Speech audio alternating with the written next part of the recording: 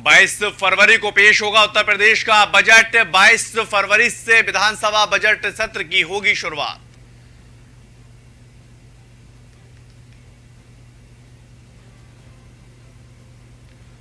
कानपुर देहात में मां बेटी की मौत पर सियासी घमासान। लखनऊ में कांग्रेस नेताओं का हुआ प्रदर्शन। कांग्रेस नेताओं और पुलिस के बीच में हुई तीखी झड़प।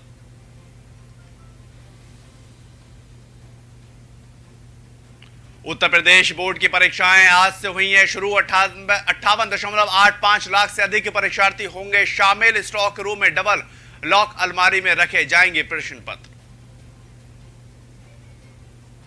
ताजमहल में मिलेगी फ्री एंट्री। बादशाह शाहजहां की पुण्यतिथि के उपलक्ष्य में होगी फ्री एंट्री। 3 दिन तक शाहजहां और मुमताज के मकबरे को फ्री में देख सकेंगे लोग।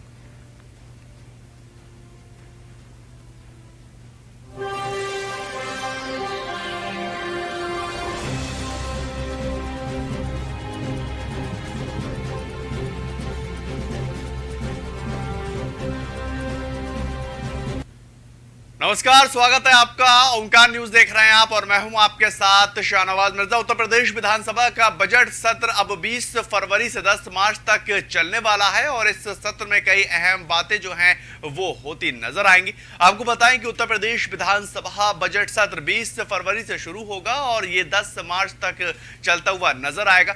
वरिष्ठ अधिकारियों ने ये जानकारी दी है और स्पीकर सतीश महाना के द्वारा तय किए गए बजट के कार्यक्रम के अनुसार पहले दिन राज्यपाल आनंदीबेन पटेल उच्च और निचले सदन के अंदर संयुक्त बैठक को संबोधित भी करेंगी और वहीं राज्य की योगी सरकार 22 फरवरी को बजट पेश करती हुई नजर आएगी। 10 मार्च तक चलने वाले बजट सत्र में 7 से 9 फरवरी के बीच होली के कारण 3 दिन का अवकाश भी रहेगा और एक अधिकारी की रिपोर्ट के इस आधार पर स्पीकर सतीश महाना के द्वारा तय किए गए बजट के कार्यक्रम के अनुसार पहले दिन राज्यपाल आनंदीबेन पटेल उच्च और निचले सदन को संयुक्त बैठक के द्वारा संबोधित करेंगी और आपको ये जानकारी दे रहे हैं होली के कारण 3 दिन तक इसमें अवकाश भी रहेगा और योगी सरकार के दूसरे कार्यकाल का ये दूसरा बजट पेश होने वाला है।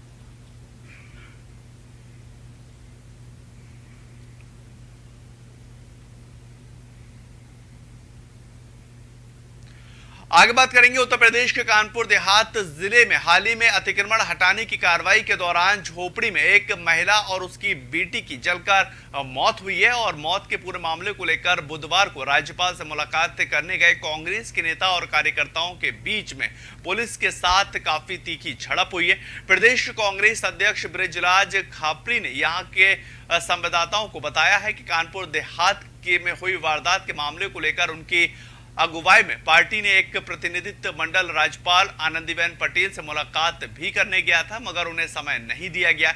इसके विरोध में प्रतिनिधित्व मंडल तथा अन्य पार्टी कार्यकर्ताओं ने धरना प्रदर्शन दिया और उन्होंने ये बताया कि पुलिस ने पार्टी कार्यकर्ताओं को जबरन रोकने की कोशिश की जिसका विरोध किया गया और इस दौरान अब पार्टी नेता बैरिकेड पर चढ़ गए हैं और पुलिस ने उनकी तीखी नोकझोंक होती नजर आई।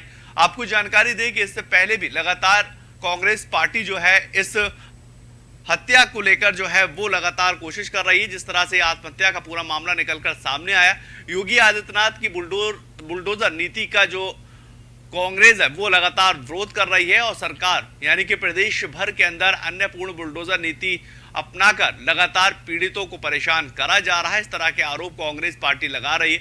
जनमानस को परेशान किया जा रहा है। भारतीय संविधान और कानून पर विश्वास उठता जा रहा है। प्रदेश कांग्रेस अध्यक्ष ने मामले की न्यायिक जांच कराने और पीड़ित परिवार को सुनिश्चित आर्थिक सहायता देने की कांग्रेस पार्टी ने लगातार मांग की है। ये तस्वीरें आप देखिए, कांग्रेस नेता और पुलिस के बीच में तीखी झड़प हुई है और कानपुर में जो बवाल हुआ है उसका ये सियासी घमासान मचता हुआ नजर आ रहा है। लखनऊ से लेकर कानपुर तक लगातार कांग्रेस पार्टी इसका विरोध कर रही है और साफ तौर पर कांग्रेस पार्टी ये कह रही है कि जो सरकार की नीति है उससे जनता त्रस्त हो चुकी है और अपनी जान देने पर उतावलू हो चुकी है। बुलडोजर नीति का पुरजोर विरोध कांग्रेस पार्टी लगातार कर रही है और कांग्रेस पार्टी का यह भी आरोप है कि जो गरीब हैं, जो कमजोर वर्ग के लोग हैं उनको दबाया जा रहा है, उनको शोषित किया जा रहा है और इसी कारण लगातार लोग काफी ज्यादा परेशान होते हुए भी नजर आ रहे हैं।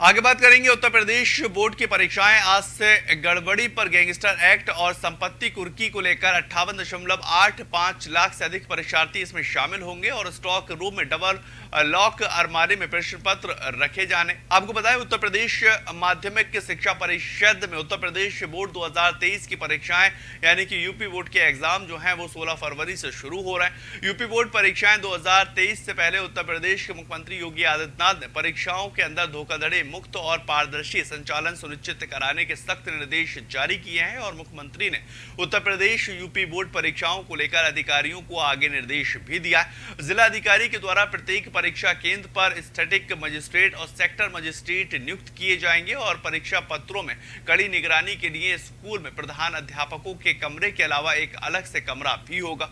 Uttar Pradesh board date sheet 2023 के अनुसार उत्तर प्रदेश बोर्ड परीक्षा 10वीं और 12वीं के दोनों के लिए 16 फरवरी 2023 से शुरू होगी और यूपी बोर्ड 10वीं कक्षा की परीक्षाएं 3 मार्च को समाप्त होंगी, जबकि यूपी बोर्ड 12वीं की परीक्षाएं 4 मार्च को समाप्त होंगी।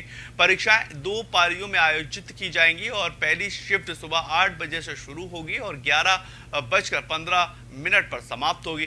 दूसरी पारी में दोपहर 2 बजे से लेकर शाम 5:30 बजे तक परीक्षा करवाई जाएगी और अधिकारी के अनुसार उत्तर प्रदेश बोर्ड परीक्षा 2023 के लिए 58.85 लाख से अधिक जो परीक्षार्थी हैं वो शामिल होंगे। उनका पंजीकरण जो है वो हो चुका है। यूपी बोर्ड के परीक्षा केंद्रों पर जिन कक्ष निरीक्षकों और व्यवस्थापकों की ड्यूटी लगाई गई है, अगर वो ड्यूटी ज्वाइन नहीं करेंगे तो ऐसे शिक्षकों के खिलाफ निलंबन की कार्रवाई की जाएगी और साथ ही उनका वेतन रोका जाएगा।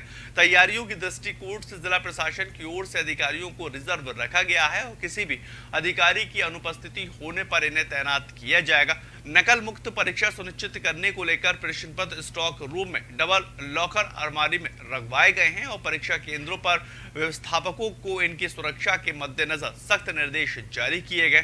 सीसीटीवी की निगरानी में परीक्षा केंद्र अध्यक्ष और केंद्र व्यवस्थापक और ब्रह निरीक्षक आदि की मौजूदगी में यूपी बोर्ड परीक्षा के कार्यक्रम के अनुसार विषयवार प्रश्न पत्र निकाले जाएंगे और इन्हें अलमारी खोलने व बंद करने का समय और तारीख भी रजिस्टर में मेंशन करनी होगी।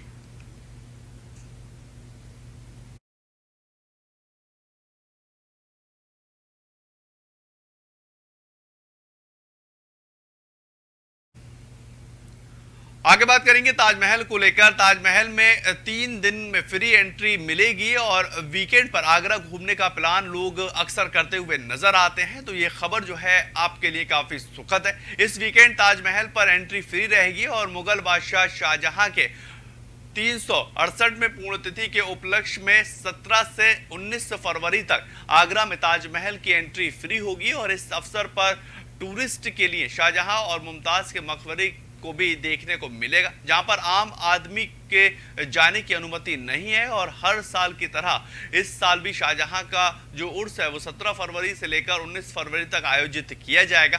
इन 3 दिनों के लिए तीर्थ यात्री और पर्यटकों के लिए ताजमहल में प्रवेश निःशुल्क रहेगा और ताजमहल के अंदर सिगरेट, बीड़ी, पान मसाला, किसी भी तरह का झंडा, बैनर या पोस्टर ले जाने की अनुमति नहीं होगी और वहीं किताबें और लाइटर के साथ साथ चाकू जैसी चीजें भी अंदर नहीं ले जा सकते। आपको बताएं ताजमहल घूमने का अगर आप प्लान बना रहे हैं तो ये 3 दिन आपके लिए काफी ज्यादा महत्वपूर्ण हो सकते हैं, क्योंकि ताजमहल तक पहुंचना शाहजहां मुमताज और शाहजहां के साथ मुमताज जो है उनकी जो कब्र है उसके भी लोगों को पहुंचने की अनुमति रहेगी। दरअसल ये पूर्ण तिथि शाहजहां के उपलक्ष्य में सरकार देती हुई नजर आ रही है, जो वहां के मैनेजर है वो देते हुए नजर आ रहा है। ताजमहल के अंदर ये फ्री एंट्री होगी और ये तस्वीरें आप देखिए किस तरह से लोग जो हैं वो ताजमहल में घूमने के लिए जाते नजर आते हैं और 3 दिन तक फ्री एंट्री ताजमहल में जाकर ताजमहल का लुत्फ उठा सकते हैं, उसको देख सकते हैं। लेकिन महत्वपूर्ण बात यह कि सिगरेट, बीड़ी, पान मसाला इस तरह की चीजें नहीं ले जाने की अनुमति है। झंडा, चाकू, छुरी इस तरह की चीजें अंदर नहीं ले जा सकते और इस खूबसूरत दृश्य को देखने के लिए काफी दूर दूर से और विदेशों से भी लोग जो हैं वो पहुंचते हुए नजर आते हैं और ताजमहल को देखने के लिए हर वक्त सैलानियों का हुजूम जो है वहां पर लगा रहता है और इसी कड़ी में अब ये ताजमहल देखने के लिए लोगों को ये 3 दिन काफी ज्यादा सुनहरे महसूस हो सकते हैं।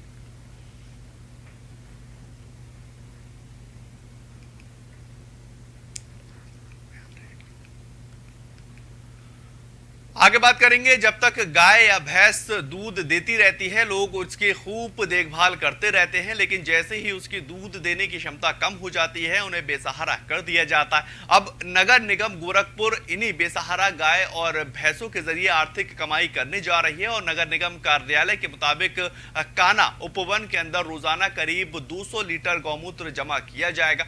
इसको लेकर बाकायदा आईडीएस इंटरप्राइजेस से करार भी होगा। ये फर्म पहले से ही वर्मी कंपोस्ट बन रही है और इस वर्मी कंपोस्ट में बिक्री नगर निगम संजीवनी नाम से की जा रही है। कान्हा उपवन में सहारा पशुओं की संख्या तकरीबन 1400 के आसपास है और इन पशुओं के बने हुए 2 बड़े शेड भी रखे गए। पशुओं के गोबर से वर्मी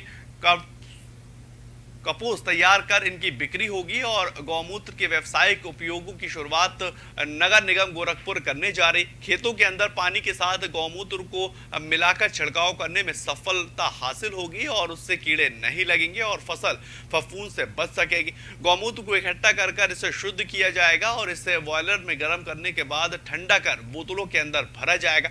फसलों में रोग नहीं लगने से उनका विकास भी सही तरीके से हो सकेगा और गायों को देखभाल में 28 से 30 लाख रुपए खर्च हो जाते हैं। मगर नगर निगम पहले ही कुशीनगर के अंदर एक व्यक्ति के साथ टाई अप कर गोबर से बने वर्मी कंपोस्ट को संजीवनी के नाम से बेच रही है और अब गौमूत्र को बेचने की योजना बना रही है।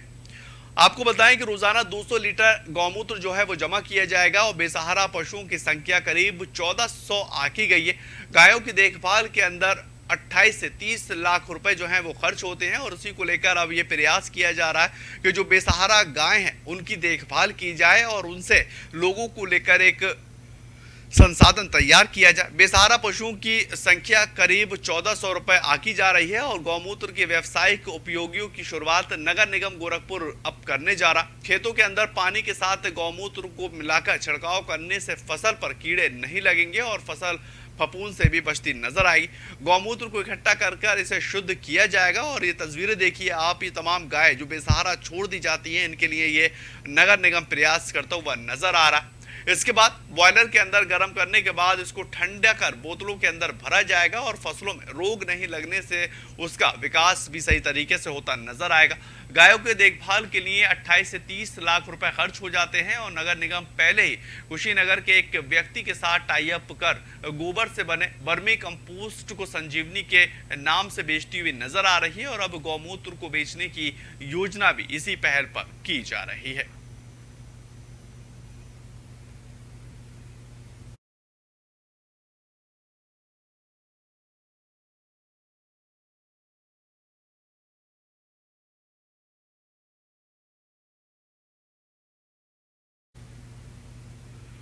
आगे बढ़ेंगे, बात करेंगे उत्तर प्रदेश के अंदर समाजवादी पार्टी के विधायक अब्दुल्ला आजम खान की विधानसभा सदस्यता रद्द हो गई है और 15 साल पहले एक मामले में सजा होने के बाद उनकी सदस्यता रद्द कर दी गई है। वरिष्ठ सपा नेता आजम खान के बेटे अब्दुल्ला आजम खान रामपुर किसवार सीट से विधायक हैं और आजम खान के बेटे और रामपुर जिले किसवार विधानसभा क्षेत्र से विधायक अब्दुल्ला आजम खान की विधायकी चली गई है। मुरादाबाद एमपी एमएलए कोर्ट के द्वारा सजा सुनाई जाने के बाद विधानसभा की सदस्यता रद्द करने की कार्रवाई की गई और अब्दुल्ला आजम को एमपी एमएलए कोर्ट ने 2008 में एक मामले में सजा सुनाई थी। साल 2008 में मुरादाबाद के थाना छजलेट क्षेत्र में पुलिस के द्वारा की जा रही चेकिंग के विरोध में रास्ता जाम किए जाने और बवाल करने के आरोप में आजम खान और अब्दुल्ला आजम को सजा सुनाई गई थी और इस पूरे मामले को लेकर 9 आरोपी थे, जिनमें से 7 दोष मुक्त हुए हैं और अब्दुल्ला आजम खान और मोहम्मद आजम खान को जो है वो सजा सुनाई गई थी। सुप्रीम कोर्ट के आदेश के तहत 2 वर्ष या इससे अधिक की सजा सुनाई जाने पर विधानसभा की सदस्यता रद्द की गई है और आजम खान की विधानसभा सदस्यता अब जो है वो रद्द होती हुई नजर आ रही। 2008 के ये पूरा मामला जहां पर अब अब्दुल्ला आजम की भी सदस्यता जो है वो चली गई है और स्वार टांडा सीट से अब्दुल्ला आजम जो है वो विधायक थे। आजम खान की विधानसभा सदस्यता रद्द हुई है और इससे पहले भी आजम खान के ऊपर काफी ज्यादा जो आरोप है वो लगते हुए नजर आए हैं। काफी वक्त वो जेल में भी रहे और उनके बेटे अब्दुल्ला आजम की भी स्वार टांडा सीट से जो है सदस्यता जो है वो चली गई है। उत्तर प्रदेश की सियासत में साफ तौर पर आजम खान एक महत्वपूर्ण चेहरा माने जाते हैं और उत्तर प्रदेश की सियासत में आजम खान समाजवादी पार्टी से काफी ज्यादा महत्वपूर्ण चेहरा है और उसी के मद्देनजर अब जो सपा है वो सरकार के ऊपर निशाना साध रही है कि राजनीतिक तौर पर आजम खां और आजम खां के परिवार को परेशान किया जा रहा है और उसी कड़ी में लगातार आजम खां और अब्दुल्ला आजम को परेशान किया जा रहा है।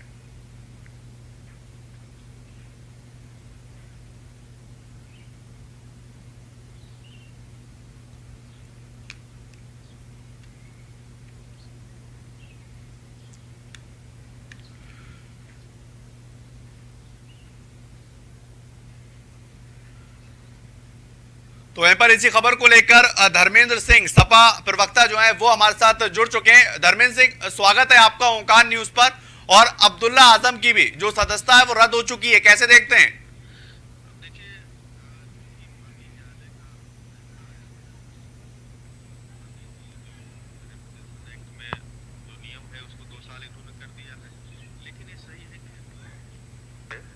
इस तरह के मामले, सड़क जाम या धरना प्रदर्शन के मामलों में इस तरह की कार्रवाई होगी तो ये थोड़ा उचित नहीं लगता मुझे। हाँ। और आजम साहब के साथ क्या हो रहा है पूरा प्रदेश देख रहा है, किस तरह हाँ। उसके ऊपर इतने रेपुटेटेड नेता जिनका 30-40 साल का राजनीतिक करियर हो, सदन में रहने का रिकॉर्ड हो, जिनको वहां की जनता रिकॉर्ड में लगातार जिता के भेजती रही हो, उनके खिलाफ किस तरह से चोरी से लेकर के भैंस चोरी, गाय चोरी, किताब चोरी के मुकदमे लिखे गए। हाँ। और लगातार उनका उत्पीड़न किया गया। तो ये सरकार की मानसिकता तो अच्छी नहीं है, लेकिन चूंकि ये प्रकरण न्यायालय ने इसमें फैसला दिया है, इसलिए उस पर टिप्पणी करना उचित नहीं है। हाँ, अपील होगी आगे, जो माननीय न्यायालय तय करेगा उस हिसाब से। लेकिन धर्मेंद्र जी, अगर बात की जाए आजम खां और आजम खां के परिवार को लेकर, समाजवादी पार्टी भी इस तरीके से रुख अपनाती हुई नजर नहीं आ रही है कि उनके लिए आंदोलन किया जाए, उनके लिए लाठियां खाई जाएं। नहीं, आंदोलन और उस सब जब मामला न्यायालय में जुडिस हो गया तो आंदोलन जो है न्यायपालिका की अवमानना होगी। तो इस तरह की बात न्यायालय के ऊपर किसी तरह की टिप्पणी न हमें कहने का अधिकार है, न किसी तो ये धर्मेंद्र जी माना जाए कि ये राजनीतिक विषय नहीं है, ये न्यायालय से जुड़ा हुआ मामला है, इसमें सरकार का कोई लेना देना नहीं है। नहीं, बिल्कुल सरकार किस तरह से उत्पीड़न मुकदमे लिख रही है तो सब देख रहे हैं। लेकिन अब न्यायालय के सामने सही तथ्य नहीं आए होंगे। तो सही तथ्य कौन रखेगा धर्मेंद्र जी? अगर सही तथ्य नहीं आए होंगे तो सही तथ्य कौन रखेगा? समाजवादी पार्टी रखेगी, अब्दुल्ला आजम रखेंगे, आजम खां रखेंगे। इसका मतलब ये है कि आप सही तथ्य नहीं रख पा रहे हैं। नहीं, न्यायालय के अंदर अधिवक्ता रखते हैं, पार्टी नहीं रखती है, पहली बात तो। और पार्टी जो है उचित फोरम जहाँ लड़ाई लड़नी चाहिए, फर्जी मुकदमों की जो बाढ़ लगा रखी थी, उसके खिलाफ पार्टी ने आवाज उठाई और आंदोलन में किया। ऐसा नहीं है, राष्ट्रीय अध्यक्ष जी ने वहां जा करके और हर जिला मुख्यालयों में हम लोगों ने प्रदर्शन किया है। लोकतंत्र में जो सस्त तरीका होता है विरोध का, वो हम कर रहे हैं। लेकिन धर्मेंद्र जी, अगर रामपुर की बात की जाए, धर्मेंद्र जी अगर रामपुर की बात की जाए तो रामपुर के अंदर आजम खां एक ऐसे शख्स है जहां पर उनकी विधानसभा लोकसभा सीट पर वर्चस्व माना जाता था। क्या आपको लग रहा है रामपुर से स्वाटांडा सीट से अब समाजवादी पार्टी खिसकती हुई नजर आ रही है, वहां पर भारतीय जनता पार्टी का कब्जा हो रहा है? नहीं, बिल्कुल नहीं है। देखिए किस तरह से अभी चुनाव में उन्होंने किया, मतदाताओं को वोट नहीं डालने दिया। अब जब अगर वोट नहीं पड़ेगा, आप खुद ही डाल करके सर्टिफिकेट दे लीजिए, तो डेमोक्रेसी की हत्या हो गई। लेकिन लोकतंत्र में जनता मालिक होती है और जनता आज भी आजम साहब के समाजवादी पार्टी के साथ है। इसमें कोई दो राय नहीं है। जब भी चुनाव होगा और आम चुनाव जब होंगे तो समाजवादी पार्टी जीतेगी, उसमें कोई दो राय, बल्कि करारा जवाब मिलेगा, जमानत जब्त हो जाएगी। दूसरी बात, चूंकि ये जो प्रकरण जिसपे आप पूछ रहे हैं ये बहुत पुराना है, तब तो शायद अब्दुल्ला आजम साहब नाबालिग रहे, बच्चे रहे। अब किस तरह न्यायालय के सामने तथ्य नहीं रख पाए होंगे, ऊपर न्यायालय में रखेंगे, रास्ते तो बंद नहीं हुए। अभी तो लोअर कोर्ट से हुआ है, इसके खिलाफ अपील में जाएंगे। ये सही है, जिस तेजी में विधानसभा अध्यक्ष जी ने और वहां से ये हुआ, एक दिन के अंदर ही तत्काल जारी हो गया। इसके पहले भी देख लीजिए कि तमाम नेताओं के खिलाफ हुआ, 2 दिन 4 दिन 1 हफ्ता 10 दिन समय मिलता है। लेकिन जिस तेजी से किया गया ये दुर्भावनापूर्ण है कि उधर फैसला हुआ नहीं और इधर जो है इन्होंने उनकी सदस्यता समाप्त कर दी। चलिए एक और आखिरी सवाल, क्या जो समाजवादी पार्टी है वो सरकार के समक्ष या सरकार को लेकर भी बड़ी बात जनता के बीच में रखती हुई नजर आएगी? नहीं, बिल्कुल हम लोग हमारी लाइन क्लियर है। इस तरह के उत्पीड़न हमारे कार्यकर्ताओं, हमारे नेताओं के खिलाफ, साथ साथ महंगाई, बेरोजगारी, भ्रष्टाचार और हम पिछड़े वर्ग, पिछड़े दलितों के हक हुकूक की लड़ाई, आरक्षण बचाओ और पिछड़े जातियों की जनगणना की बात को लेकर के हम लोग आंदोलन करेंगे और सरकार को घेरेंगे। चलिए, बहुत बहुत शुक्रिया धर्मेंद्र सिंह, सपा नेता हमारे साथ जुड़े। और अब्दुल्ला आजम की जो सदस्यता रद्द हुई है, जो निचली अदालत से, उसको लेकर सीधे तौर पर कहते हुए नजर आ रहे हैं कि जो उच्च अदालत है उसमें इसकी कार्रवाई की जाएगी, उसमें वहां पर बात रखी जाएगी और साफ तौर पर आजम खां परिवार को लेकर कहते नजर आए कि राजनीतिक वजह से इनको परेशान किया जा रहा है, इनके परिवार को परेशान किया जा रहा है।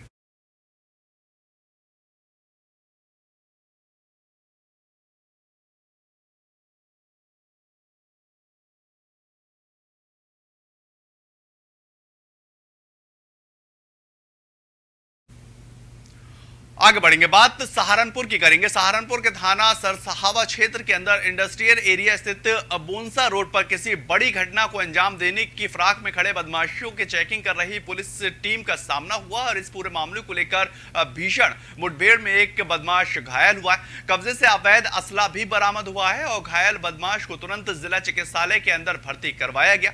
आपको बताएं कि देर रात पुलिस टीम ग्राम बोनसा रोड पर चेकिंग पर पहुंची थी तो यहां पहले से ही मौजूद किसी बड़ी घटना को अंजाम देने की फिराक से खड़े बदमाशों को जैसे ही पुलिस टीम ने आवाज लगाई, बदमाशों ने पुलिस के ऊपर फायरिंग करना शुरू कर दी।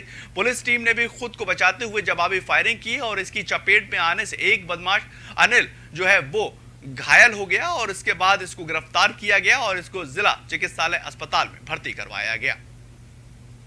शाम को चेकिंग के दौरान पुलिस पार्टी पर एक युवक ने फायर किया जिसमें जवाबी कार्रवाई में युवक को गोली लगी है और युवक घायल हुआ है। युवक को तत्काल अस्पताल लाया गया है। शुरुआती पूछताछ में युवक ने बताया कि उसने अपने साथियों के साथ मिलकर 3 दिन पूर्व सरसावा में एक औद्योगिक इकाई के कर्मचारी से 35,000 की लूट की थी, जिसमें कि उसने अपना हिस्सा बांटा था। ये युवक पूर्व में 3 बार जेल गया है और इस पर तकरीबन 9 से अधिक मुकदमे कायम है, जिसमें कि लूट, डकैती इत्यादि के गंभीर मुकदमे हैं और अभी 1.5 महीने पूर्व ही ये घटना ये जेल से छूट के आया है, जिसके पश्चात इसने अपने साथियों के साथ मिलकर ये घटना को अंजाम दिया। मैं आज शाम चलिए आगे बढ़ेंगे, बात पीलीभीत की करेंगे। पीलीभीत के थाना बिलसंडा क्षेत्र में जेसीबी से मिट्टी का अवैध खनन करवाया जा रहा था और बिलसंडा क्षेत्र में हो रहे अवैध खनन की शिकायत पर आए दिन अधिकारियों के पास पहुंचती ही रहती थी, लेकिन बीसलपुर विधायक विवेक वर्मा भूमि संरक्षण के काम से बिलसंडा क्षेत्र में जा रहे थे। रास्ते में उन्होंने जेसीबी के द्वारा मिट्टी की खुदाई से भरी हुई ट्रॉली को रोड पर जाते हुए देखा। जब ट्रैक्टर ड्राइवर से मिट्टी खनन पर परमिशन दिखाने के लिए कहा तो कोई भी परमिशन नहीं दिखा पाए। सूचना पर पहुंचे नायब तहसीलदार अवधेश कुमार ने ट्रॉली को बरामद कर चौकी इंचार्ज करेली गोपाल सिंह को सौंप दिया और सभी ट्रॉलियों को करेली चौकी इंचार्ज पर सुपुर्द कर दिया गया। जांच कर कार्रवाई आगे की जा रही है और भारतीय जनता पार्टी के विधायक की इस कार्रवाई से कहीं ना कहीं प्रशासन पर सवालिया निशान अब खड़े हो रहे हैं कि आखिरकार भारतीय जनता पार्टी विधायक को अवैध खनन पकड़ना प्रशासन पर अब तक क्यों सोता हुआ प्रशासन नजर आ रहा था।